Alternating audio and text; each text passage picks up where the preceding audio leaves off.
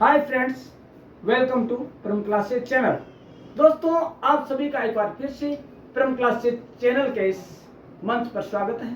दोस्तों, आज हम एक नया टॉपिक जानने जा रहे हैं और वह टॉपिक हर तरह के एग्जाम, चाहे वो नेट का हो, जेआरएफ नेट, यूजीसी नेट या फिर पीआरओ का हो या आरएसएसएमबी से संबंधित कोई भी एग्जाम हो या फिर आपका यूपीएससी का हो, आरपीएससी का हो, बीजेएमसी का हो या एमजीएमसी का हो, सभी के लिए महत्वपूर्ण है। और वह टॉपिक है RNI, registrar of newspaper for India, जिसे हिंदी में कहते हैं समाचार पत्र पंजीयक। भारत का समाचार पत्र पंजीयक। अब नाम से जाना जाता है कि समाचार पत्रों के पंजीकरण के लिए उत्तरदायी है। राइट, उसका मेन तो परिचय यही है। संक्षिप्त में, शॉर्ट में हम देखें तो भारत का जो समाचार पत्र पंजीयक है वो क्या करता है? यह समाचार पत्र पत्रिकाओं के पंजीयन का कार्य करता है, उन्हें मान्यता प्रदान करने का कार्य करता है।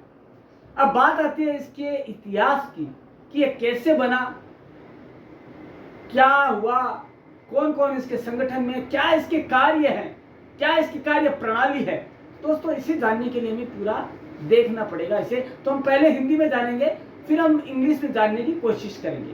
तो दोस्तों, मैं बता दूं, आरएनआई जिसका फुल फॉर्म है the registrar of newspaper for India, Hindi में इसे कहते हैं भारत के समाचार पत्र के पंजीयक, और शॉर्ट नेम है आरएनआई।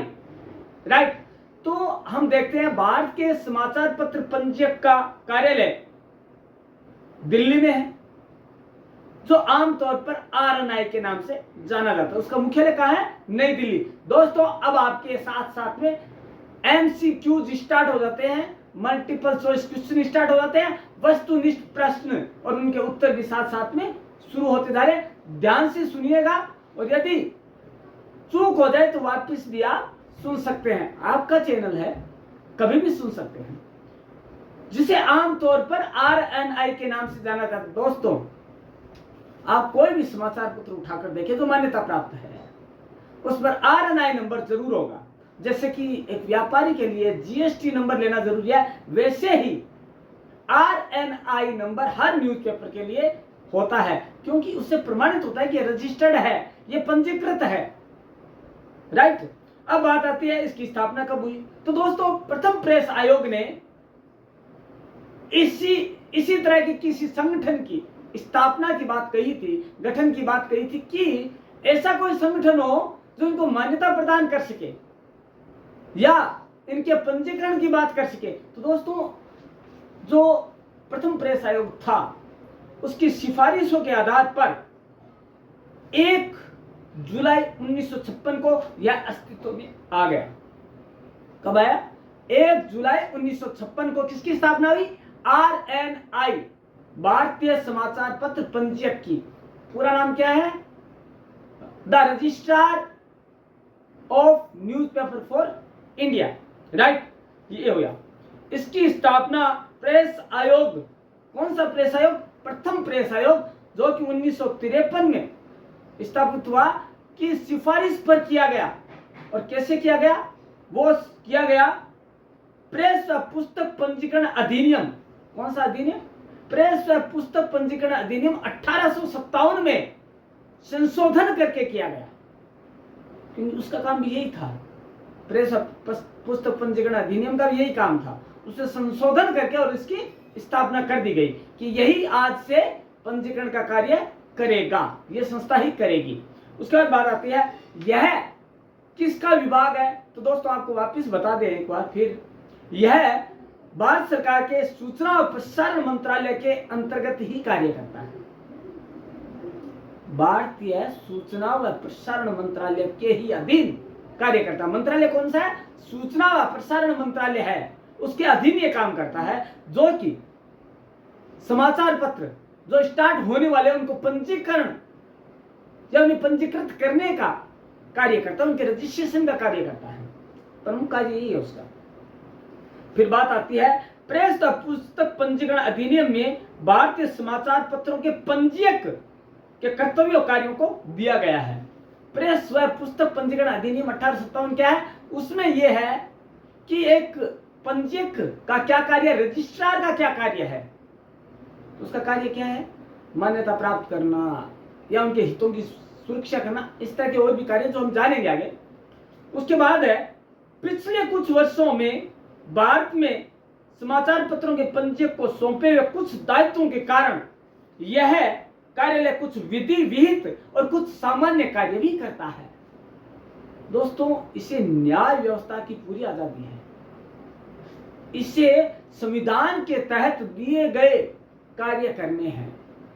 उसे प्रेस व पुस्तक पंजीकरण अधिनियम के तहत सौंपे गए कार्य और कर्तव्यों का निर्वहन करना है और साथ ही कुछ सामान्य कार्य भी करने हैं। तो हम पहले तो विधि निहित जो कानूनन कार्य है वो जान लेते हैं, क्या कार्य करता है।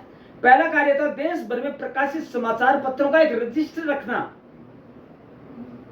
रखरखाव करना और उससे समाचार पत्रों का विवरण संकलित करना या अंकित करना। यह पहले तो ऑफलाइन रखता था, आज ऑनलाइन भी रखने लग गया, ऑफ रिकॉर्ड और ऑन रिकॉर्ड। ये करता क्या है, रजिस्टर के अंदर अपना जो एक रजिस्टर है उसमें समाचार पत्रों की अलग से एंट्री करता है जो कि पंजीकृत है, प्रमाणित है उसके द्वारा। किसके द्वारा, आरएनआई के द्वारा, जिनको आरएनआई नंबर मिला हुआ है, उनके रखरखाव का, उस रजिस्टर के रखरखाव का और उसमें उसको संकलित करने का, मतलब समय समय पर वो रजिस्टर भर जाता है तो उसको संग्रह करके रखना उसका, ताकि समय पर यदि कोई मांगा जाए तो उसको निकाल कर दिखाया जाए। दोस्तों, बहुत लंबी प्रक्रिया है रजिस्ट्रेशन की।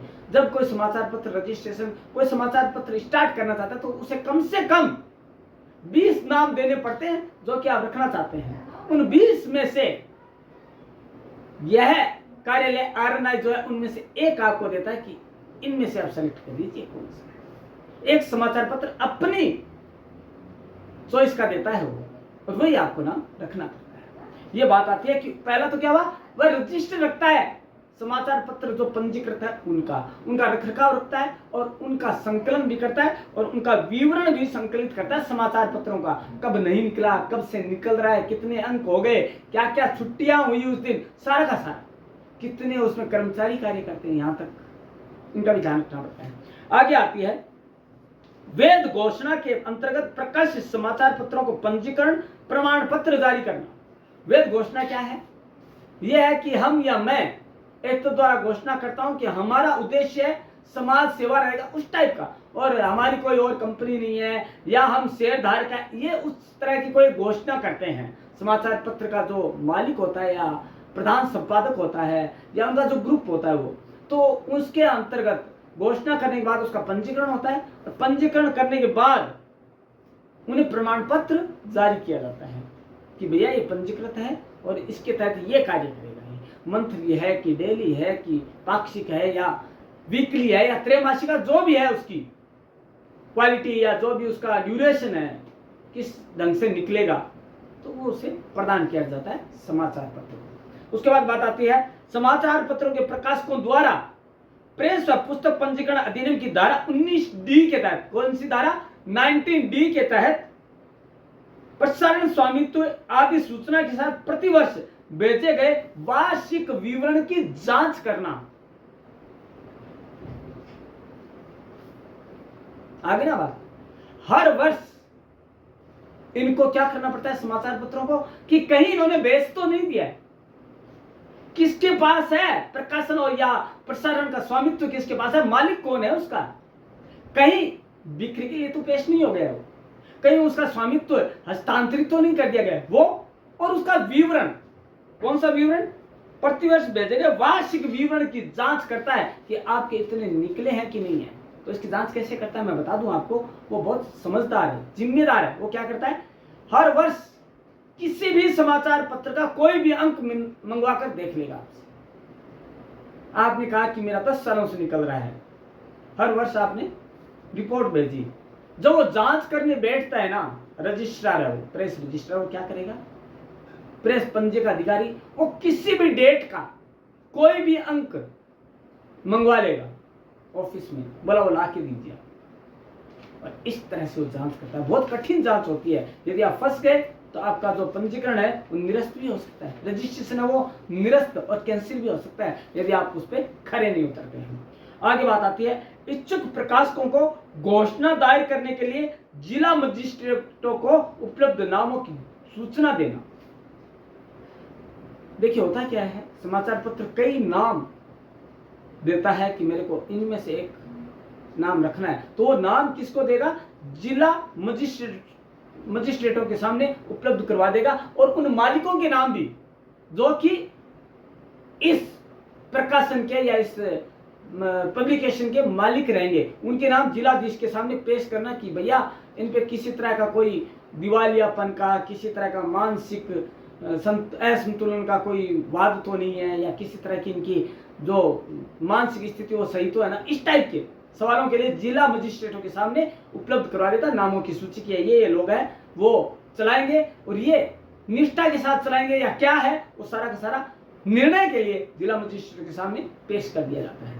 उसके बाद बात आती है यह सुनिश्चित करना कि समाचार पत्र, प्रेस और पुस्तक पंजीकरण अधिनियम के प्रावधानों के अंतर्गत ही प्रकाशित किया जाता है।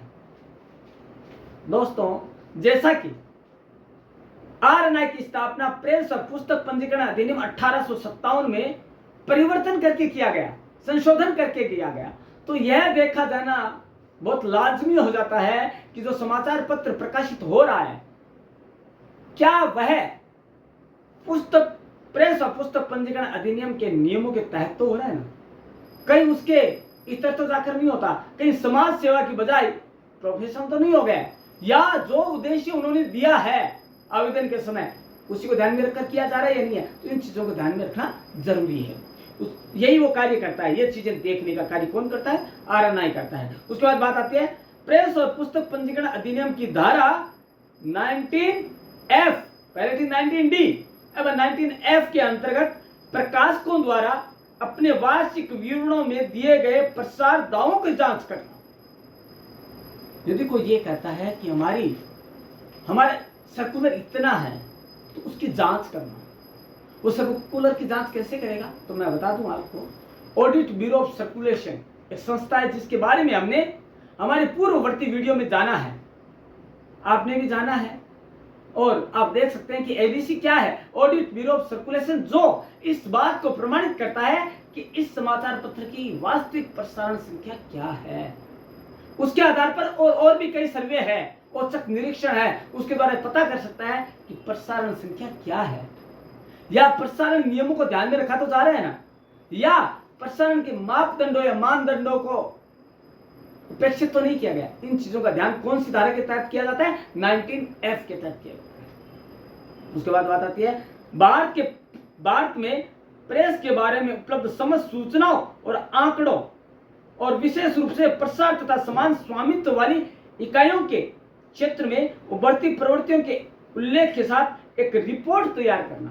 प्रतिवर्ष कितने समाचार पत्र पंजीकृत हुए, कितनी पत्रिकाएं पंजीकृत हुई, कितनों की जो मान्यता रद्द हुई, कितने मासिक है, कितने डेली है, कितने साप्ताहिक है, इन सब की रिपोर्ट भारत सरकार या भारत सरकार के सूचना और प्रसारण मंत्रालय के सामने किस तारीख तक, यह भी पूछा जा सकता है, 31 दिसंबर उस साल की या 31 दिसंबर से पूर्व देनी होती है जानकारी, पूरी रिपोर्ट बनाकर समाचार पत्रों के बारे में कि ये पंजीकृत थे, ये पंजीकृत नहीं रहे, इतने नए हुए, इतने पुराने थे, ये सारा का सारा। ठीक है, ये मान्यता प्राप्त है, इनको आरएनआई नंबर ये दिया गया है, ये रजिस्टर है उनका, इन सब का पूरी रिपोर्ट भारत सरकार को सौंपनी पड़ती है। फिर बात आती है आपकी सामान्य कार्य कौन कौन से हैं। जो जनरल फंक्शंस है वो क्या है? पहला तो मान्यता प्रदान करना है। कैसे?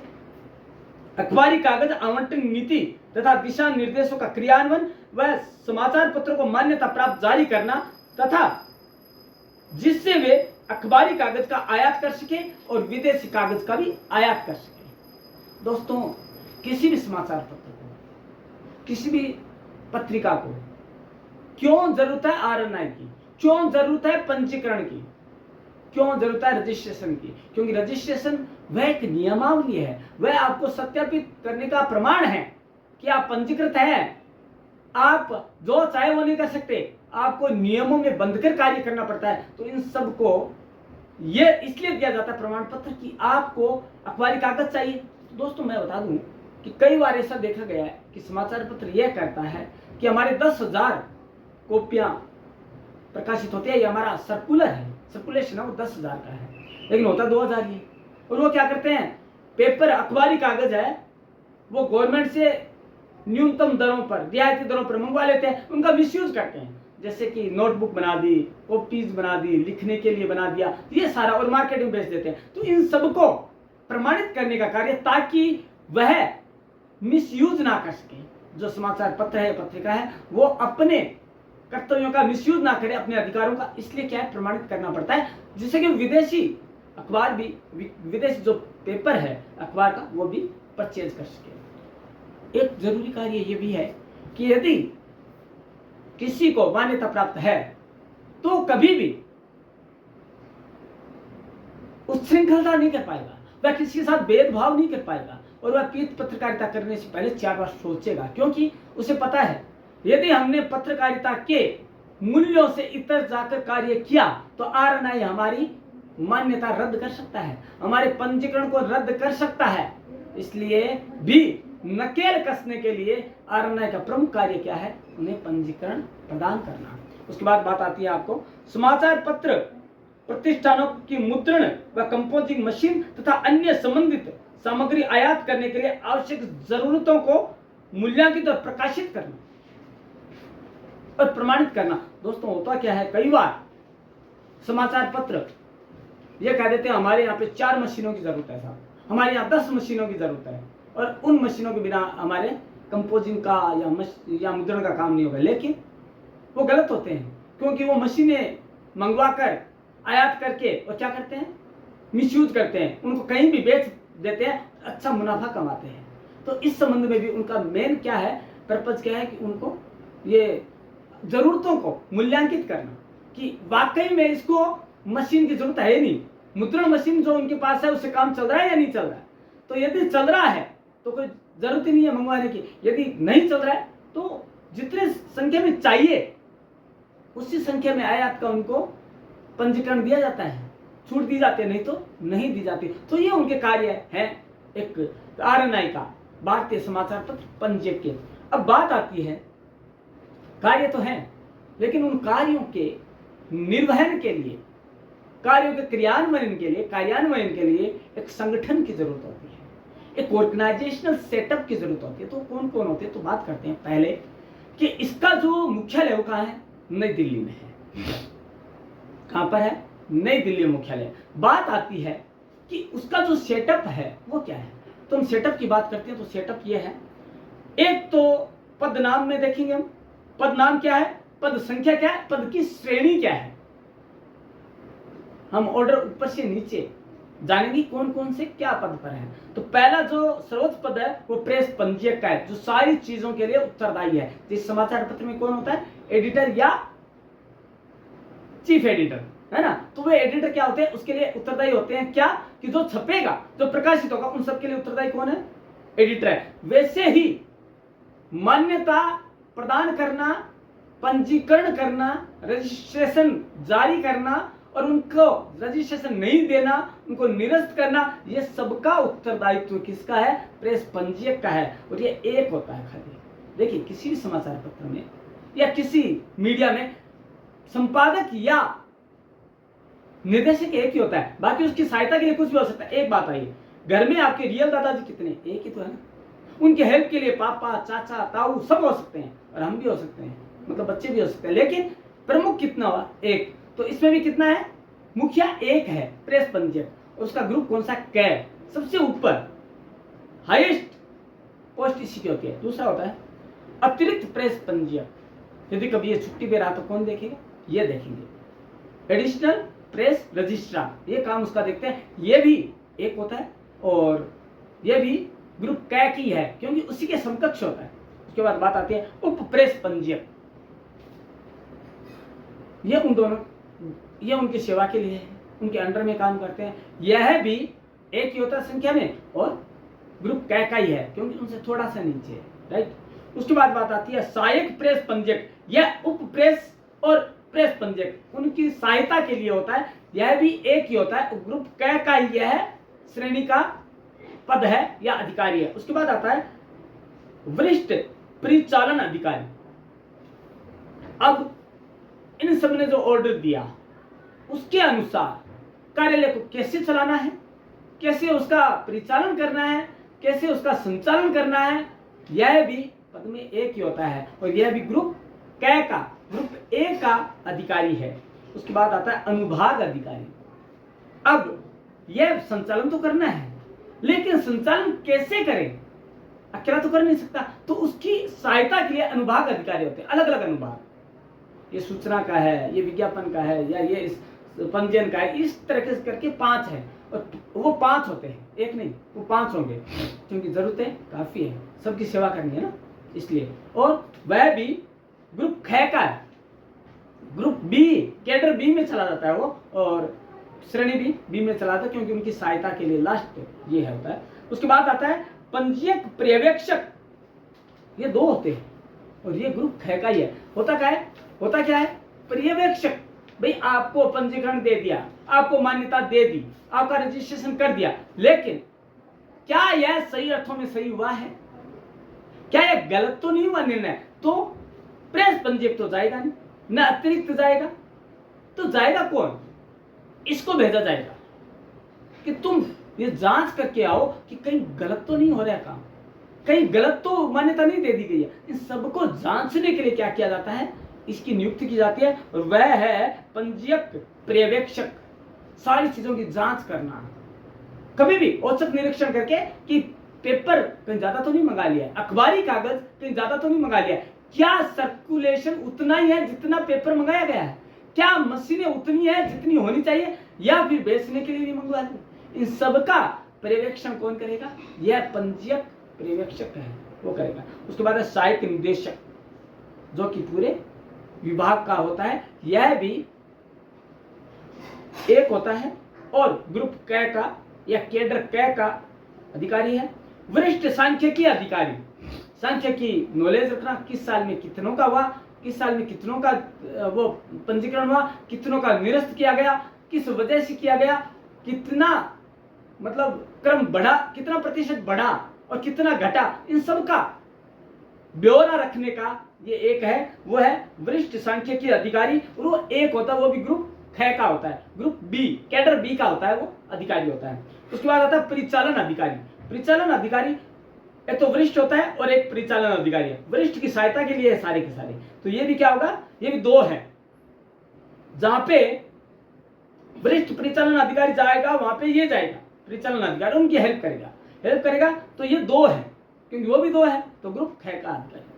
उसके बाद आता है सहायक कर्मचारी। देखिए सारा कुछ हो गया, जैसे समाचार पत्र में सब महत्वपूर्ण है, एडिटर है, मालिक है, क्योंकि मालिक पैसा लगाता है, एडिटर क्योंकि जो भी प्रकाशित होता है उसके लिए जिम्मेदार है, सब एडिटर, उसकी अनुपस्थिति में वही सारा काम करता है, और संवाददाता वो तो और भी महत्वपूर्ण है, क्योंकि खबरें तो वही लाता है जिससे न्यूज़पेपर बनता है। लेकिन इन सब के अलावा यदि होकर ना हो तो वो रद्दी बनकर रह जाता है, क्योंकि घर पर कौन पहुंचाता है, होकर। यही स्थिति एक कार्यालय में होती है। पंजीयक कार्यालय को छोड़ दीजिए, हर कार्यालय में यदि ये अधिकारी ना हो सहायक कर्मचारी, तो सारा का सारा शून्य है। ये सहायक कर्मचारी कौन होते हैं मैं बता दूं, और ये 62 संख्या है इनकी, और उनको ग्रुप में रखा गया ख और गैल, श्रेणी बी और डी में रखा गया है। अब मैं बता दूं आपको क्या क्या है ये। देखिए निजी सचिव या निजी सहायक, जो प्रेस पंजिका उसका निजी सहायक और निजी सचिव भी होता है, जो उनके कार्य जो है उनके लेटर तैयार करना, उनके आदेश जारी करना, विज्ञप्ति जारी करना, जो भी है इनके बिहाफ पर। दूसरा है टंकक, जो कि शॉर्ट हैंड करता है, आशुलिपिक होता है, जो टाइपिंग का काम कार्य करता है। उसके बाद है सहायक वरिष्ठ सचिवालय सहायक, जो सचिवालय को देखता है, आने वाले की एंट्री करता है ना, मिलने के लिए आपको पास बना कर देता है, या आपको उनसे मिलने के लिए आपको स्लिप देता है, ये सारा काम कौन करता है, सचिवालय सहायक करता है। उसके बाद कनिष्ठ सचिवालय, ये भी 2 तरह के होते हैं, कनिष्ठ और वरिष्ठ। अब वरिष्ठ की सहायता के लिए कनिष्ठ होता है, उसके अंडर में भी, ठीक है। उसके बाद आता है पंजीयन सहायक। अब क्या होता है, प्रेस पंजीयक कार्य करता है, और तो उसकी सहायता के लिए वो तो फॉर्म भरेगा नहीं, वो तो फाइल लाएगा नहीं, तो उसकी फाइल और को आगे ले जाने के लिए, लाने के लिए, उससे साइन करवाने के लिए पंजीयन सहायक की होती है, तो वो साइन और करवाने का काम या फाइलिंग का कार्य करता है। उसके बाद अनुवादक किसी ने इंग्लिश में दे दिया तो उसे हिंदी में करना है, यदि उसने हिंदी में गलत भर दिया तो इंग्लिश में देख के उसको सही करना है। वो ऑनलाइन और ऑफलाइन दोनों का ज्ञाता होना चाहिए, अनुवादक हो। फिर होता है लिपिक। लिपिक के कार्य जो ऑफिशियल जॉब है, ऑफिशियल कार्य है या कार्यालय जो कार्य है, उनको कार्य करने के लिए लिपिक की आवश्यकता होती है। उसके बाद बात आती है अन्वेषक, खोजकर्ता, नई चीजें क्या हो रही है, नए नए किस तरह हम क्या क्या उसके अंदर और डाल सकते हैं, जो आवेदन पत्र उसमें क्या क्या क्लूज डाल सकते हैं, क्या क्या कॉलम डाल सकते हैं, जिससे कि जो जांच है या जो आवेदन है सरल हो सके और उसका जो जांच कमेटी है उसको भी हेल्प मिल सके। उसके बाद बात आती है चपरासी। दोस्तों यह वह पद है जो सबसे नीचे है, लेकिन इसके बिना कुछ भी संभव नहीं। यदि फाइल इसने आगे नहीं की या इसने थोड़ा सा भी आलस कर लिया तो पंजीयन में बहुत देरी हो सकती है दोस्तों।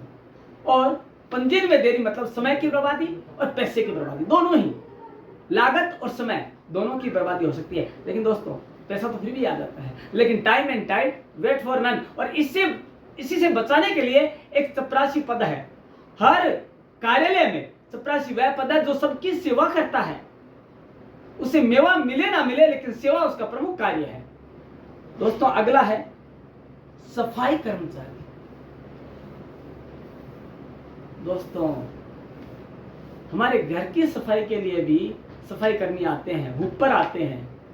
यहाँ पे भी एक हुप्पर होता है सफाई कर्मचारी। यदि वो ना हो तो क्या होगा, फाइलों का अंबार लग जाएगा, पुरानी फाइलें बढ़ जाएगी, ऑफिस बढ़ जाएंगे। तो उनसे करने के लिए क्या है, निजात दिलाने के लिए ये सफाई कर्मचारी है। हर रोज सफाई करना, हर रोज है वो लोग आते हैं जाते हैं और गंदगी होती है, एक डेकोरम बनाना सफाई के व्यू से। देखिए first impression is last impression. कोई भी ऑफिस में आया, कार्यालय में आया, आरएनआई के कोई भी विदेशी भी आ सकता है, पीएम भी आ सकते हैं निरीक्षण के लिए, तो उनका फर्स्ट इंप्रेशन पड़े, वाह क्या बात है, बहुत अच्छा मेंटेन कर रखा है। ये मेंटेन या मेंटेनेंस करने वाला कौन है, वह कर्मचारी है जो नीचे तबके का है लेकिन कार्य करता है सबके ऊपर, सबको ऊपर रखने का कार्य करता है। सफाई कर्मचारी ना हो तो फाइलों का अंबार इतना लग जाता है कि बैठने की जगह नसीब ना हो, लेकिन सफाई कर्मचारी है तो सब कुछ मुमकिन है, सब कुछ मुमकिन कर सकता है वो। अब बात आती है और भी क्या कार्य करता है। जो आरएनआई है वो नॉर्मल चीज नहीं है या सामान्य नहीं है। देखिए दोस्तों किसी भी देश का प्रमुख स्तंभ कौन सा है, 4 स्तंभ है। इसे प्रेस को चौथा स्तंभ कहा गया है, 4th पिलर है, लेकिन यह फर्स्ट पिलर का काम करता है, समझ गए। लेकिन इस फर्स्ट पिलर को, इस 4th पिलर को, चौथे स्तंभ को यदि सही ढंग से मान्यता ना हो तो क्या होगा, मनमानी होगी। हर रोज हर गली में हर घर में समाचार पत्र निकलेगा और हर समाचार पत्र विज्ञापन या बिजनेस की होड़ में लोगों को परेशान करेगा, लोगों का विश्वास खोएगा और पत्रकारिता धूमिल होती नजर आएगी, जैसा कि हमारे पड़ोसी राष्ट्रों में है। क्योंकि हमारे यहाँ लोकतंत्र है, लोकतंत्र में पत्रकारिता की यह स्थिति नहीं हो सकती, शोचनीय स्थिति कभी नहीं हो सकती। और यह कार्य कौन करता है, आरएनआई करता है। आरएनआई मींस भारतीय समाचार पत्रों का पंजीयक, the registrar of newspaper for India. Full form वापिस याद कर लिया। और ये चीज है जो कि ये काम करता है, अब आयोजन करता है। अब देखिए किसी की भी भाई इनका काम इतना तो है नहीं पूरे साल की, हाँ भैया रजिस्टर रख लिया, उनकी जांच कर ली और ये कर लिया, नहीं। यह समाचार जो पंजीयक है, समाचार पत्र पंजीयक का कार्य क्या करता है, सरकार के पीआरओ के रूप में भी कार्य करता है। कैसे कार्य करता है, सरकार की ओर से कई कार्यक्रम आयोजित करता है जिससे कि सरकार की नीति, कार्यक्रम और उपलब्धियों की जानकारी जनता तक पहुंचे। कौन कौन से आयोजन करता है आइए जानते हैं। पहला है जागरूकता कार्यक्रम। सरकार कई योजनाएं बनाती है, कई स्कीमें निकालती है, कई जागरूक कार्यक्रम बनाते हैं, जैसे कोरोना के प्रति सजग रहने का, है ना, कई तरह के जैसे ऑर्गन डोनेशन का, है ना, या पोलियो की दवा पिलाने का। ये सब कौन करता है, आरएनआई करता है। या इसके अलावा जिस साल कम समाचार पत्र पंजीयक हुए तो उस साल समाचार पत्रों में जागरूकता लाने के लिए कि प्रेस क्या चीज है, प्रेस का पंजीयन जरूरी है, पंजीयन करवाइए। यदि आपने पंजीयन नहीं करवाया, जैसा कि बसों में लिखा होता है, यदि आप बिना टिकट यात्रा करते हैं तो आप पर इतना जुर्माना हो सकता है। वैसे ही यदि आप बिना पंजीयन किए, बिना रजिस्ट्रेशन के समाचार पत्र संचालित कर रहे हैं तो आप पर ये जुर्माने लग सकते हैं, ये सजाएं हो सकती है। तो इस टाइप के जागरूकता कार्यक्रम क्या है, आम जनता के लिए और प्रेस के लिए भी यह जारी करता है। उसके बाद बात आती है संविधान दिवस की। दोस्तों, कॉन्स्टिट्यूशन किसी भी लोकतंत्र की रीढ़ की हड्डी है। संविधान वह शक्ति है जो कि किसी भी लोकतंत्र के नियमों को, कानूनों को, कायदों को अपने में समाहित किए रखती है। हमारे अधिकार क्या है, हमारा दायित्व क्या है, हमारे कर्तव्य क्या है, उनकी पुष्टि हमारा संविधान करता है। हम भारत के लोग भारत को एक संपूर्ण प्रभुत्व संपन्न लोकतंत्रात्मक गणराज्य बनाने के लिए, इसकी एकता अखंडता को अक्षुण्ण बनाने के लिए आज एकमेव होकर इस पर हस्ताक्षर करते हैं। यह है प्रस्तावना, और ये प्रस्तावना एकता और अखंडता की है। लेकिन आज के इस युग में हम सारी चीजें धूमिल होती जा रही है, तो उसको लोगों में संविधान के प्रति, संवैधानिक मूल्यों के प्रति जागरूक करने के लिए कौन सा दिवस मनाया जाता है? संविधान दिवस। और यह संविधान दिवस किसके द्वारा आयोजित किया जाता है? पूछा जा सकता है कि भारत में संविधान दिवस का आयोजन किसके द्वारा किया जाता है? सूचना प्रसारण मंत्रालय के द्वारा।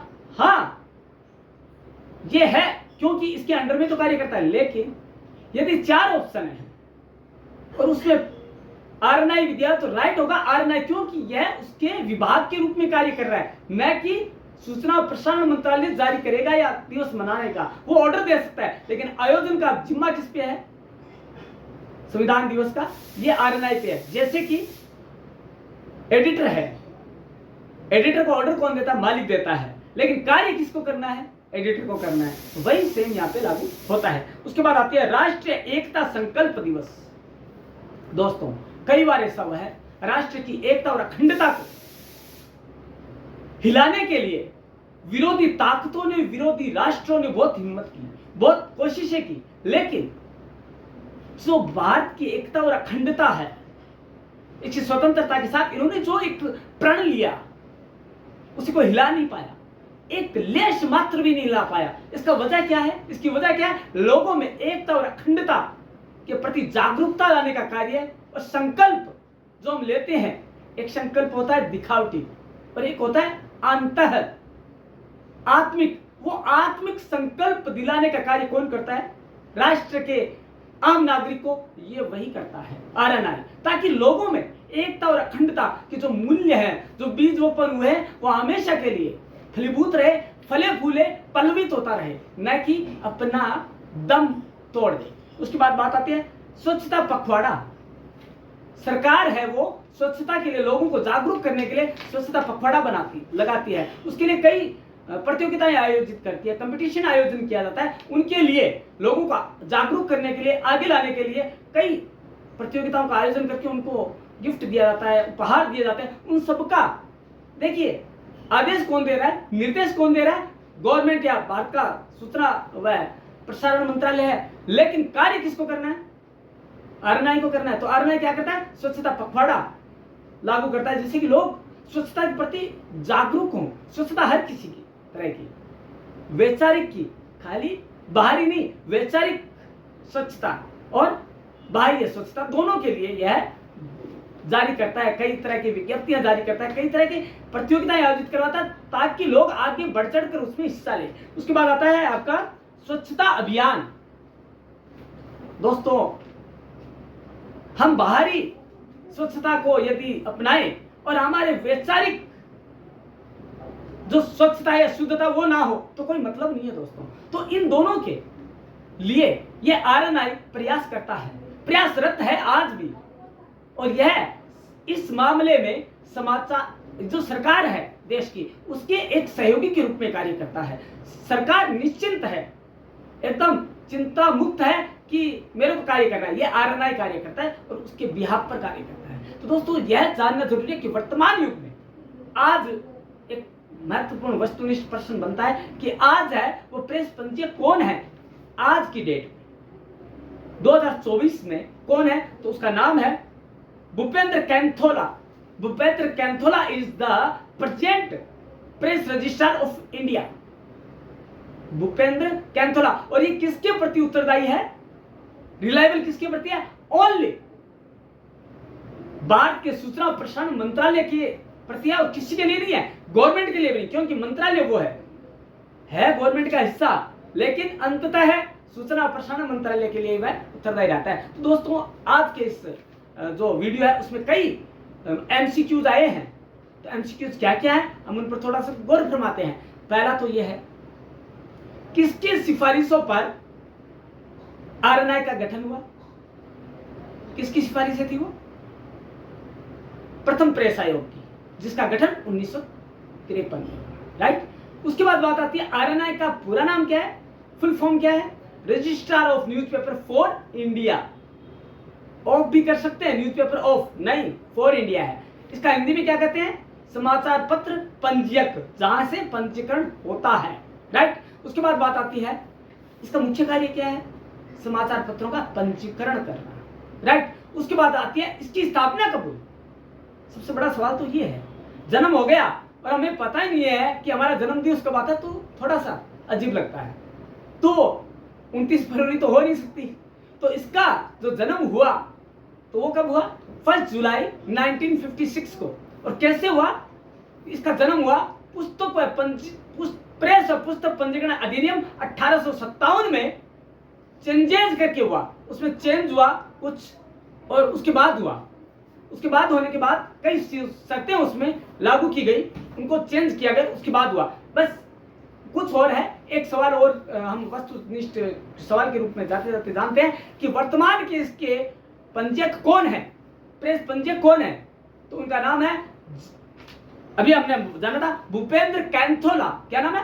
भूपेंद्र सिंह कैंथोला। तो दोस्तों इसमें यह होता है कि उस अधिकारी का नाम क्या है? प्रेस पंजीयक है, राइट। ये कितने होते हैं? एक होते हैं, ठीक है। इसके बाद इसके दो तरह के कार्य होते हैं, विधिक कार्य और सामान्य कार्य। तो दोस्तों आज के आपने इस वीडियो में जो आरएनआई है, समाचार पत्र पंजीयक है, the registrar of newspaper for India है, उसके बारे में जाना, उसकी कहानी के बारे में जाना, उसके इतिहास के बारे में जाना, उसके कार्य के बारे में जाना और उसके ढांचे के बारे में जाना और उसके आयोजनों के बारे में जाना। तो दोस्तों ये सब आपके हर एग्जाम के लिए, चाहे वो पीआर हो, चाहे यूजीसी नेट हो, चाहे बीजेएमसी हो, चाहे एमजेएमसी हो, या कोई भी मीडिया का पेपर हो, या फिर यूपीएससी आरपीएससी का एग्जाम हो, सबके लिए महत्वपूर्ण है। तो दोस्तों देखते रहिएगा परम क्लासेस चैनल और जुड़े रहिएगा परम क्लासेस चैनल से, ताकि आप हर रोज एक नया टॉपिक जान सके। उसके लिए करना क्या है? आपको बेल आइकन दबाना है, सब्सक्राइब करना है और जानते रहिए परम क्लासेस चैनल को। कल मिलते हैं इसी समय इस मंच पर। धन्यवाद।